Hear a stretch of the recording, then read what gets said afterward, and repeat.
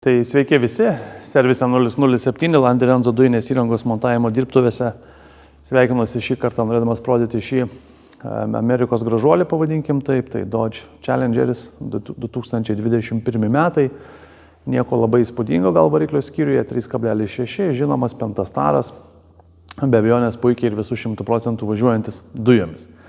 Tai labai trumpai apie pačią komplektaciją, tai yra sumontuota italų Landerenzo sistema, kaip ir visada pas mus dirbtuvėse, arba bent jau dažniausiai pavadinkim taip. Tai pats valdymo blokas yra sumontuotas štai šitame kampe.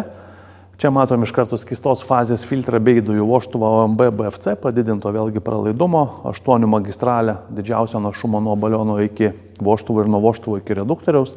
Reduktorius truputėlį žemiau sumontuotas Landerenzo L10 Turbo Oversize, pati galingiausia šio reduktoriaus versija.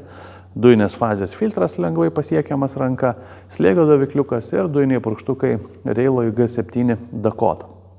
Na, visi dujinės įrangos montavimo darbai, kaip visada pas mus Service 007 pagal aukščiausius kokybės standartus.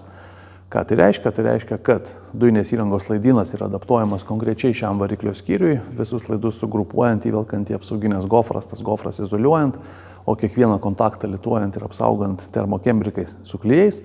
Išvestas saugikliukas matomoje vietoje instruktažo metu bus pademonstruotas, be abejonės kvapo neturinčios ir neskleidžiančios tefloninės žarnos, kokybiški visi laikikliai, spyruoklinės sąvaržos, iš principo maksimaliai gerai ir viskas geriausia, ką tik galim šiai dienai rinkoje pasiūlyti savo klientams. Taip, kad jeigu ieškot kokybės, jeigu ieškot maksimaliai gerų variantų, tikrai kreipkitės, mielai padėsim. Tai apie variklio skyrių būtų tiek.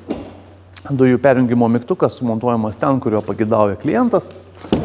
Sumontuojam apvalų dailų mygtukėlį truputėlį žemiau va štai šitoje vietoje. Pridėsiu gal nuotrauką dienos šviesoj, kad matytųsi viskas. Pildymą padarom prie benzino užpilimo vietos. Na, dangtelis toksai matot, nedidukas ir čia pakankamai sudėtinga yra sustalpinti, bet džiaugiamės, kad pavyko. Žinoma, reikia įsisukti adapterį, kitaip jau čia be jokių variantų, bet pildymas prie benzino užpilimo vietos gražiai užsidengia. Na ir balionas yra sumontuotas atsarginio rato vietoje, dugnas yra lygus, bet kadangi greta turim akumuliatorių ir norim lygaus dugno, tai yra sumontuojamas 50 litrų atsarginio rato vietoje balioniukas.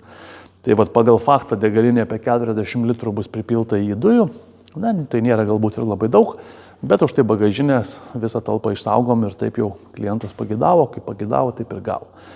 Tai va, tai tiek apie Dodge Challengerį ir Landerenzo dujinės įrangos montavimą mūsų Service 007. Jei ieškot kokybiškų sprendimų, kontaktus rasit, kreipkitės, mielai padėsim. Ačiū.